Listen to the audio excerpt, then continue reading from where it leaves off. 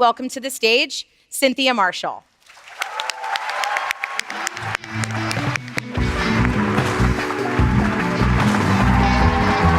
No. All right, get up and clap with me. Get up. Come on, it's after lunch. Get up. Come on, get up. Yeah, we got some music going. Get up. Okay, I think we know ain't no mountain high enough. Come on now, let me hear you. Come on now. Ain't no river. Now point to somebody. To keep me from getting to you. All right, sit down. Woo! All right. How's everybody doing? Welcome to Dallas to Talent Connect 2019. Are you glad to be here? I am so glad to be here. Now, that's my theme song, Ain't No Mountain High Enough. And the reason that is my theme song, and you'll find out later, that I've had a few mountains to climb. Anybody here climbed a few mountains? But as long as we have each other, as long as we are here together, there ain't no mountain high enough to keep me from getting to you. So we came to have a little fun. Is that okay? All right, and we came to talk to the HR people. Any HR people out there? I'm an HR person. And as you can see, we're going to talk today about leading from the heart. Look at somebody and say, leading from the heart. Okay, so let me tell you, I got a few ground rules, okay? Y'all got to get with me. And I know it's right after lunch. Is it right after lunch? Okay, here are the ground rules. I have 3 ground rules. The first one is that you have to talk to each other. So look at your neighbor. I grew up in a Pentecostal church. Don't get nervous. We're going to get out before midnight, okay? But I need you to just look at your neighbor and just say, neighbor, I'm glad to see you. I'm so glad you made it to Dallas. Talk to them. Talk to them.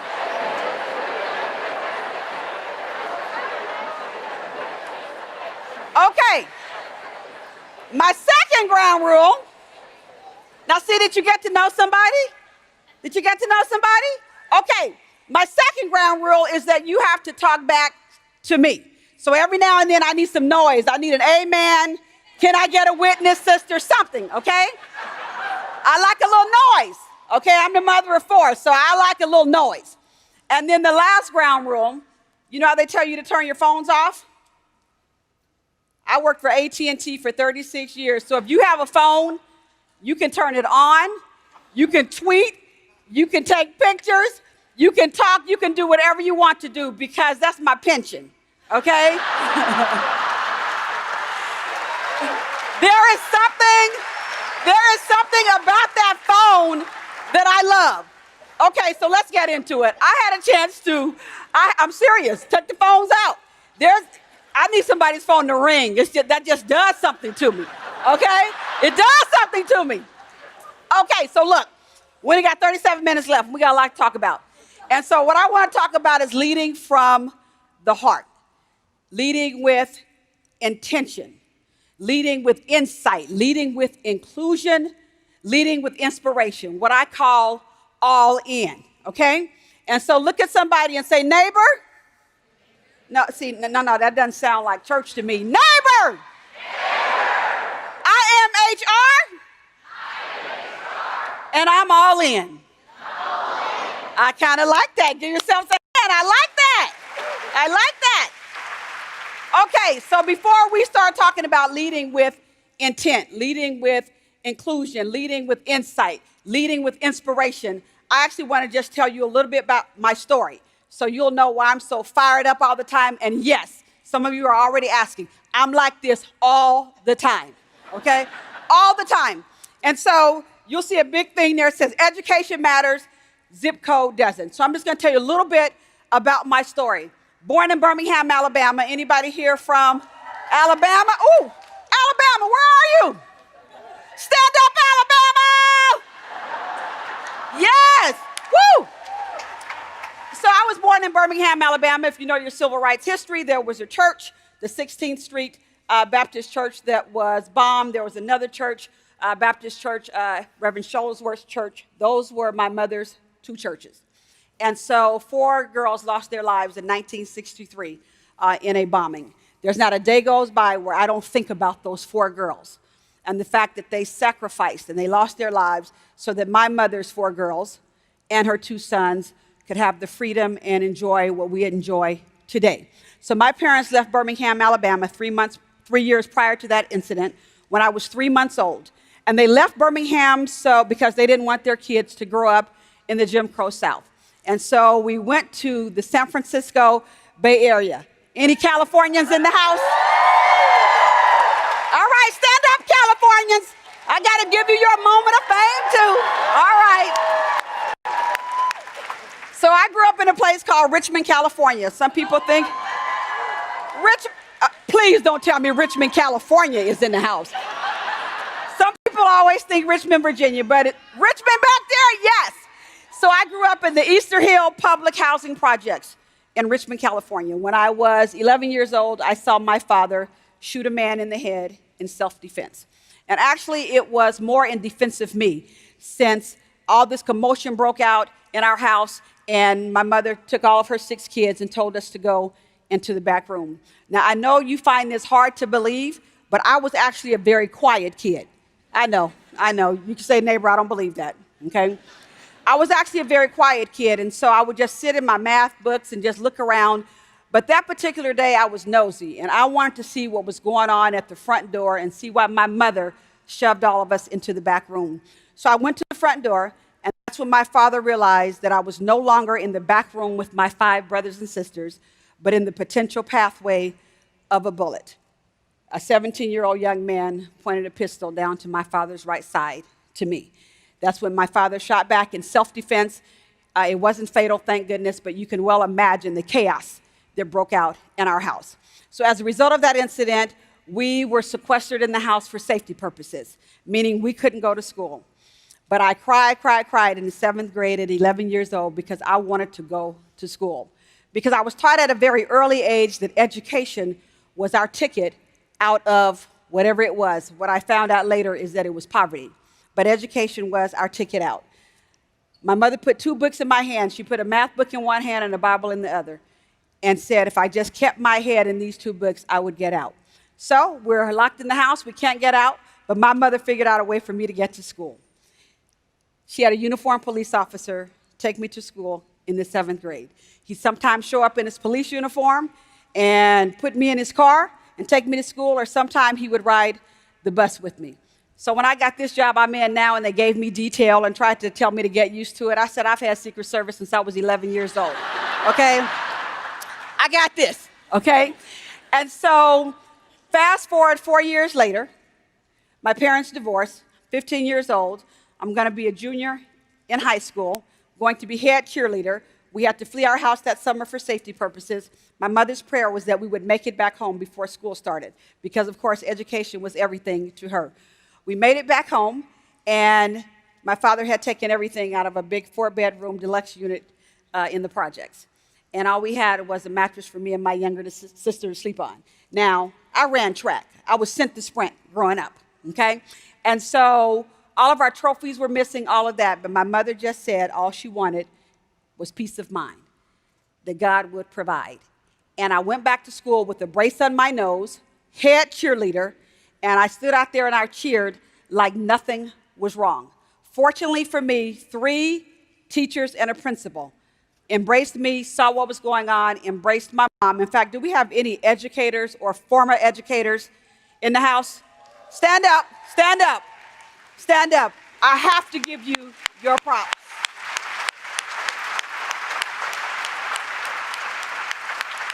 I believe you are Homeland Security. You're the ones really securing the future. 3 educators and a principal literally saved my life, along, of course, with the police officers, which I always give them the credit that they deserve too, because they truly are here to protect and to serve. So let's give it up for our law enforcement.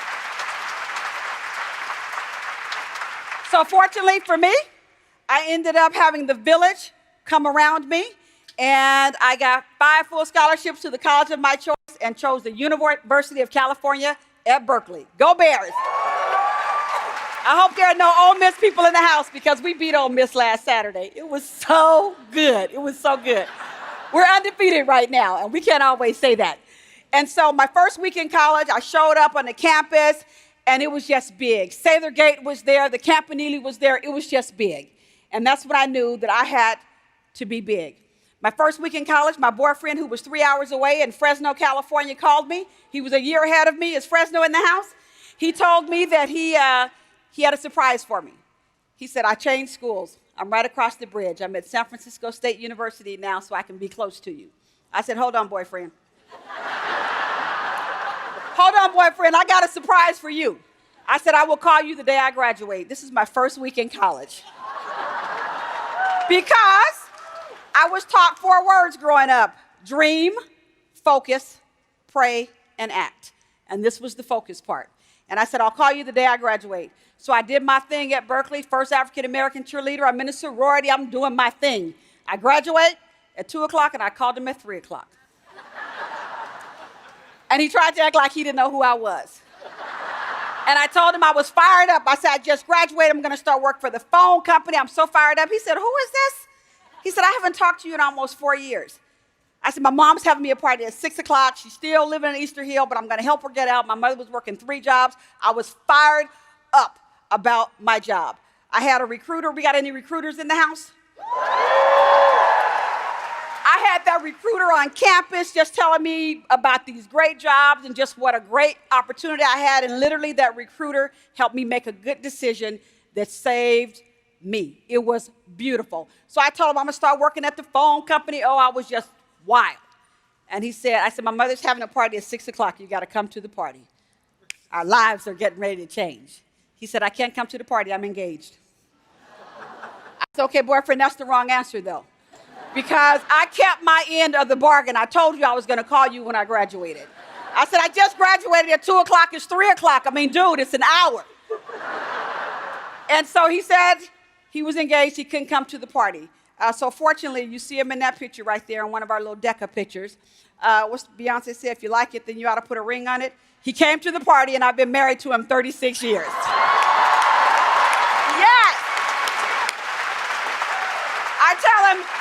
I tell him all the time he was that close to missing his blessing. So that's who I am. I started working for AT&T. I had a fabulous 36-year career. And then I retired in May of 2017. And again, I had a fabulous career. Thank goodness for the HR people who just helped me navigate a wonderful career. 14 different jobs, 8 different departments, 3 different states, California, North Carolina, and then Texas. And then I retired. And I actually came here to help AT&T with the cultural transformation. We did that for 5 years. And so then I retired, started my own consulting company, helped the Dow Chemical Company get going with their cultural transformation. And then on February the 21st, 2018, I got a call. And it was actually the day Billy Graham had passed away, and we had these teenagers in Parkland, Florida, advocating for their rights. And it was a day that just struck me. And I was sitting writing a blog. I had just finished a blog called Impact. And I looked at the impact of these teenagers on the one hand, and this 99-year-old Billy Graham who had just passed away, and the impact that they were having on my life and that he had on my life. And I found myself somewhere down the middle, thinking about what's the impact that I'm going to have. Well, later that day, I'm on the phone with my client, and my phone is blowing up, my cell phone just blowing up. I thought it was one of my 4 kids. I handed it to my husband, and I said, just transfer the money. Because I had just gotten to a point where I'm like, don't even give me all the extra stuff. Just give me an amount, and we'll just transfer it. I'm busy, you're busy. Okay, so anybody in here with kids, you know what I'm talking about, especially teenagers in college, all that. You don't even have to explain. Just tell me, just put $320 on there or $750, I got it. So I told my husband, just transfer the money. The kids are blowing up the phone. And he came back and he said, you need to get off that phone. He said, Mark Cuban is trying to reach you. I said, who is that? Because believe it or not, I didn't know Mark Cuban. And you know what? You're raising 4 kids. You got job. You got stuff going on, soccer mom. I ain't got time to watch TV. He said Shark Tank. I'm like, never seen Shark Tank. But I can tell you now, I have seen Shark Tank since then. I know all about it. And so I ended up talking to Mark. He asked me if I could come and see him. And I told him actually I was having a mammogram that day at 2 o'clock. And I told him I learned the hard way. I learned the hard way what happens when you don't keep your doctor's appointments. And so I ended up going to see him, and the rest is history. He asked me if I would come in and help him transform the culture of the Dallas Mavericks. And what I did, what I think I brought in, was intent, insight, inclusion, and hopefully a little inspiration. His request was to transform the culture. So we started out with the 100-day plan, and it's famous now, so you get a picture of it. I literally wrote this on an airplane. I literally wrote it on an airplane, and let me tell you what I did. I drew from everything I knew, honestly, as an HR leader. When I led HR for my team at AT&T, our hashtag was HR, we run this place. Look at somebody and said, hashtag HR, we run this place. And I really felt that. I mean, we ran the place, okay? We were the heart of the organization. So I drew from everything I knew to put this 100-day plan together. And it's centered around modeling zero tolerance, letting people know we have absolutely zero tolerance for inappropriate behavior, workplace misconduct, period. We put a Mavs women's playbook together. Any women in the house? Any women in the house? We said we're going to make a priority because, of course, when I walked in, there were 10 white men running the Dallas Mavericks. Nothing wrong with men, okay? But you know, as well as I know, if you're going to be successful and have great results, you've got to have a diverse group of people around the table. So, my leadership team now, and Erin Feingold is here. She's a part of it. Stand up, Erin. My leadership team now is 50% women and 47% people of color. And we just got a public performance review last week, so I think we're doing a pretty good job. So that is what we focused on. It's all right there. Go to the next slide, Erin. Our vision was that by 2019, so this was in 2018, we would be the standard, the global standard for diversity and inclusion in the NBA. And in fact, I think I have some NBA friends in the house. Somewhere, NBA friends, stand up, my NBA friends. And any Dallas Mavericks in the house, stand up. Let's give it up for them. Let's give it up for them. And wait a minute, where's Paloma? Paloma from Pittsburgh, who inspired me.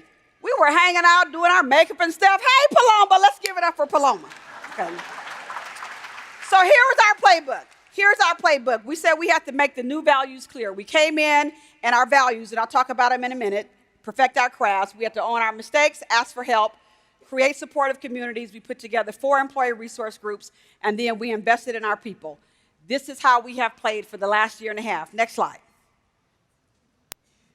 So I tell you our short-term vision. These are our values: character, respect, authenticity, fairness, and teamwork.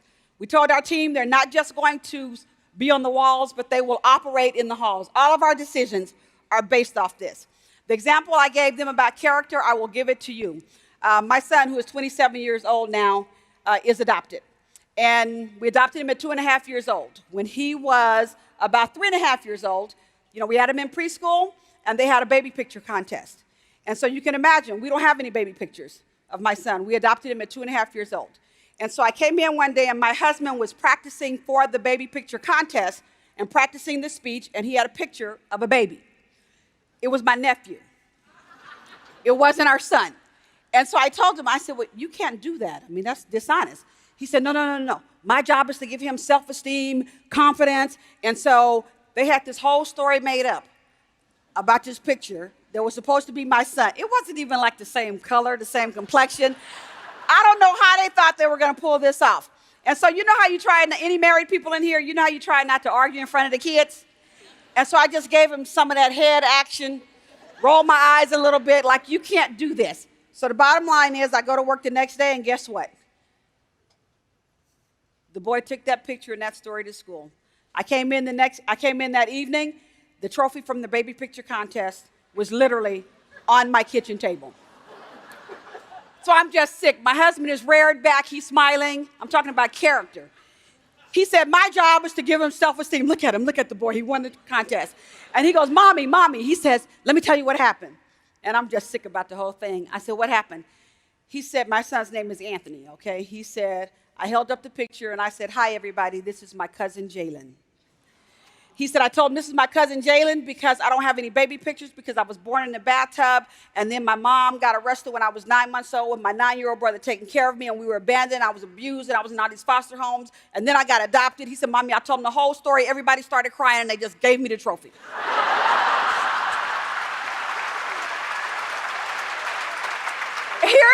Here's what I love about that. Here's what I love about it. At 3.5 years old, with his parents' permission to lie, because I didn't completely shut it down, okay? With his parents' permission to lie, he showed character. And he showed it because it's in us early. And we just need to make sure it comes out, no matter what the circumstances are and no matter what other people say is okay to do.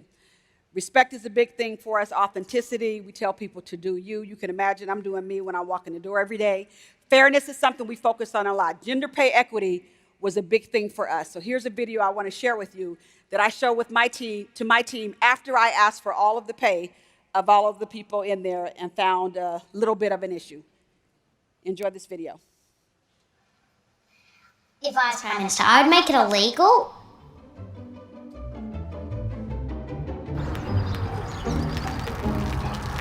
It is the wrong time.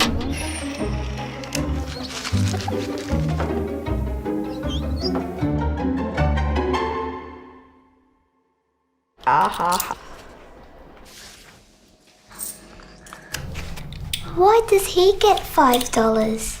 That's just the way it is. $7. It should be flat out illegal. Like, I'm not joking. I'm not being unreasonable. Women and men should have the same money. They should have 50-50.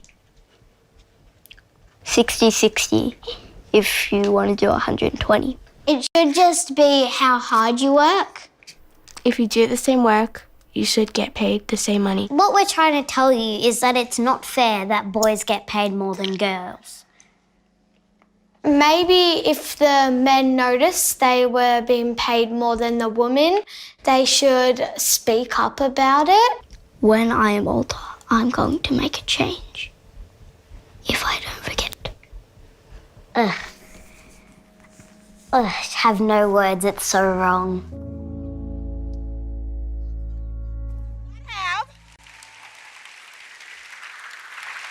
We do not have a gender pay equity issue at the Dallas Mavericks. The women are in high-paying positions, and they get the same pay as men in their similar positions. Teamwork was another thing we focused on. I learned a lesson about teamwork a long time ago. The lesson I learned literally in college. No man is an island, no man stands alone. Each man's joy is joy to me. Each man's grief is my own. We need one another, so I will defend each man as my brother, each man as my friend.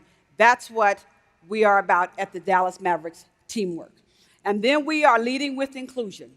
We are about diversity and inclusion. So I want to just teach a little lesson real quick. Are you up for a quick lesson? All right, stand up. I'm going to teach you a quick lesson. I like to describe it as diversity is being invited to the party. Inclusion is being asked to dance. Diversity, and you know this, it's about the mix, it's about representation, it's about a lot of things you can see and some things you can't see. And of course, we could get 50% women at the table, we could get 47% people of color at the table, we can have everybody. But inclusion, as you well know, because you live this every day, is about how you make people feel. Have you taught them the rules? Have you taught them the dance steps? Do they know what to do? Yes, you've invited them to the party, but have you taught them how to dance? How many of you consider yourselves to be good singers? How many of you consider yourselves to be good dancers? Okay, let's do a test here. We're gonna learn a little lesson. This is about teaching people to dance. You're all in the room, but some of you may not know the rules or how to dance. That's inclusion, so we're going to teach it. Who knows how to do the Cupid Shuffle? How many of you know how to do the Cupid Shuffle? Okay, we are going to freak the production people out. A few of you, come up here if you know how to do the Cupid Shuffle. Come on up here. Right here. Right here. We're going to see if you know how to do it. Come on. All right. Let's do it. Come on. Come up. Come up. Come up. Okay, give me the music. Okay. We're going to teach y'all how to dance. I think we got enough now. The rest of y'all just dance out there. Turn around. Stay down there. All right here. Okay, we're going to teach y'all how to do this. All right, give me the music.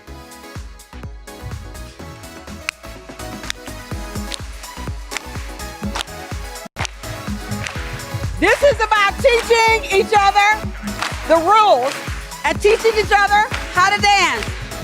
Come on, to the right. Come on, to the left. 4 times. All right. Kick, kick, kick, kick. Turn. Do they have it? Okay, to the left. Okay, are you learning it? Kick, kick, kick, kick. Turn. Come on. Are y'all getting it? Kick. Everybody, to the right, to the right, to the right, to the right, to the left, to the left, to the left, to the left. Now kick, now kick. All right. All right, that's it. Y'all did it. Y'all did it. Y'all did it. Y'all did it. Y'all did it. Go. Y'all did it. Y'all did it. Y'all did it. Yes. Yes. Yes.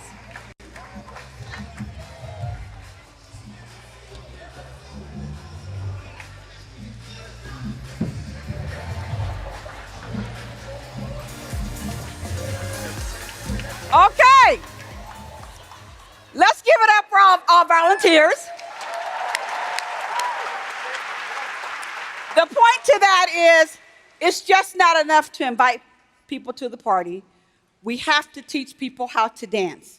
And that's what we are trying to do at the Dallas Mavericks. We are trying to create a culture of diversity and inclusion. So, what's the next one? We're leading with inclusion, but we're also leading with insight.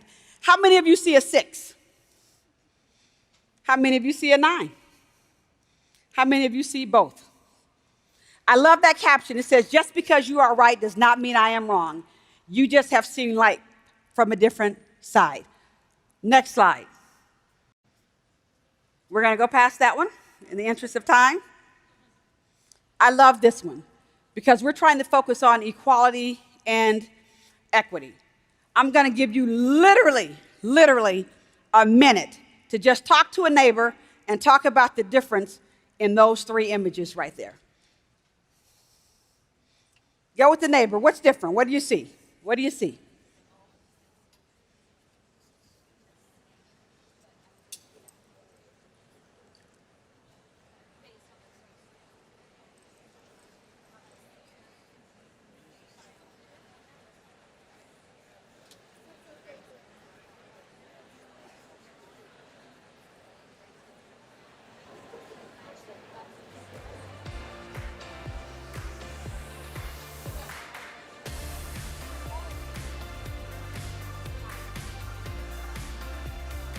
Okay, I think we have some mic runners out there.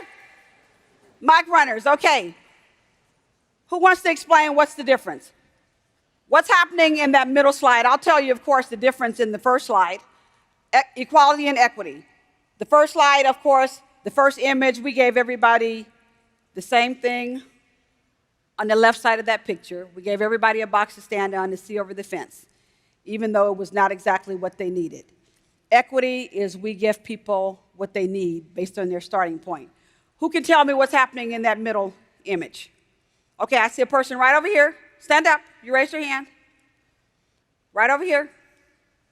Yes, you. What's your name? Malika? Ooh, that's pretty. Let's give it up for Malika. Malika, tell us what is happening in that middle image. What do your HRIs see? Oh goodness. So what I see here is that they're lifting the other person up, that people need to lift people up on their team. and make sure that they all have the same opportunity to have the same experience, well, as close as they can. Absolutely, and you lift them up based on what they need. So if one person needs a box, great. If one person needs no box, if one person needs 2 boxes, or the person has a unique ability and they need something special, they might need a ramp, you give them that. So what's the difference in that last image? Who sees a difference in that last image?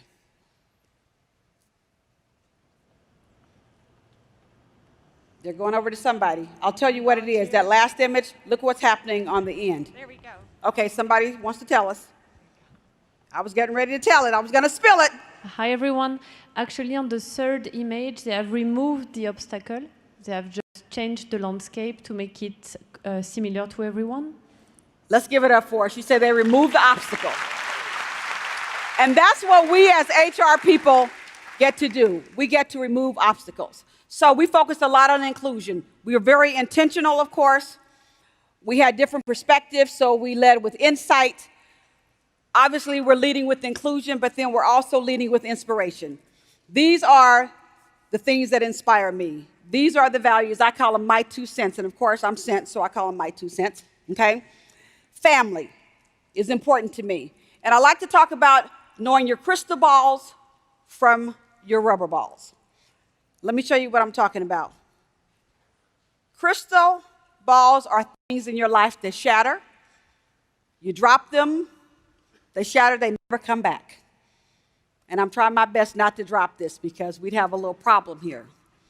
So what are those things in your life that if you drop them, they would never come back?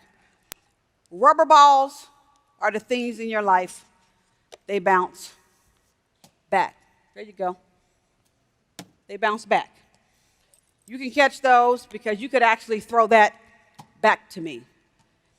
I had one of those moments when I was, and I'll tell you my cancer story in a minute, but I had one of those moments when I was invited to help our company out.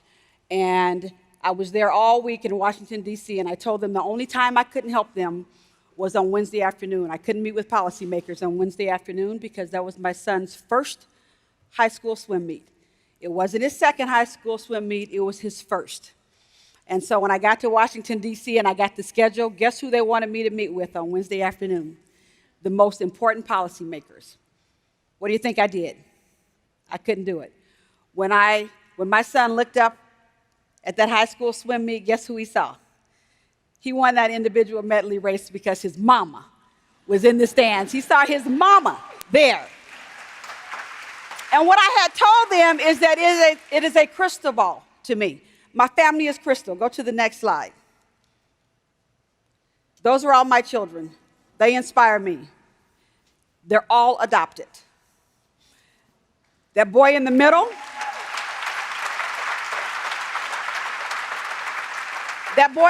is the one who I told the story about with the baby picture contest.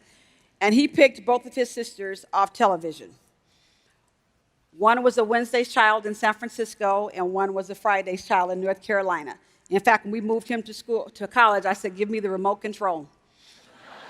I got the Wednesday's kid, the Friday's kid. It's 5 more days of the week. After 4 second trimester miscarriages and a daughter who died at 6 months old, the Lord had a way to make our family. And so that young man right there also had a brother who was 9 years old when he was abandoned at 9 months old. So go to the next slide. So we ended up finding him, and so you'll see Ricky there on the picture as well. I am blessed to be the queen of the castle of these 4 people.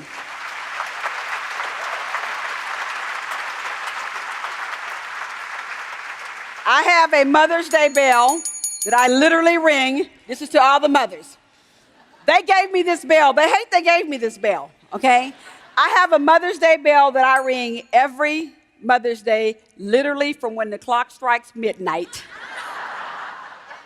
until 11:59 the next day. And they're all grown now. I even call their houses, and I just ring the bell. And so we brought a few bells for some of the mothers. And then, of course, I have my tiara that I wear that my work team actually gave me because they believe in HR. We run the place, and not only am I the queen of the castle at home, but I was the queen of the castle at work because of the kind of work we were doing. Go to the next slide. Something else that is crystal to me, and I'll leave you with this because I hope it becomes crystal to you. Look at somebody, and you're all HR people, so you are going to just, I don't know what you're going to do when I tell you to do this. Look at somebody and say, neighbor. Say it loud, neighbor. Do you have PMS? Now, I have no idea. I have no idea why you are laughing. Because there's no way a former senior vice president of human resources is going to ask you about what you're thinking about. I'm talking about physical, mental, and spiritual health. I was actually blessed because of an HR team that had some insight to do something called corporate athlete and to make us focus on our physical, mental, and spiritual health. They gave us an accountability buddy, and we had to pick one thing that we would do to really focus on our health. And my one thing was to finally go home and take a slip of paper that a doctor had given me a month before my 50th birthday and to finally have a colonoscopy. Technically, I was in compliance because I got it done on my last day of 50. And on my 51st birthday, I got a call telling me to get to a surgeon. Because of an HR team focused on our health and leading a corporate athlete session, I ended up being diagnosed. And fortunately, we found it. But it was stage 3 colon cancer, 1 lymph node away from stage 4. And I had had it for a while. But finally, because of the corporate athlete session, I actually went and took care of my health business. A team rallied around me like you wouldn't believe. It was brutal, but thank goodness I stand here right now before you, cancer-free after 8 years. Yes.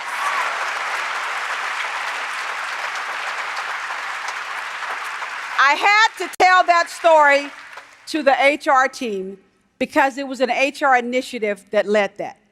We care about people. We truly do run the place. I want everybody to stand up. Everybody stand up. Okay, do I have some music teed up? Because we went right past Ain't No Mountain High Enough. I got the music teed up because I got 3 minutes to go, okay? We are HR people. We are leaders. We are the pulse of the company. Go to the last slide. We are the most vital part of the organization. We lead a company with intent.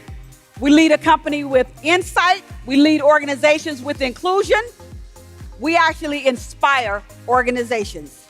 Ain't no mountain too high enough for us to reach each other, for us to reach our colleagues, for us to do what we need to do in people's lives.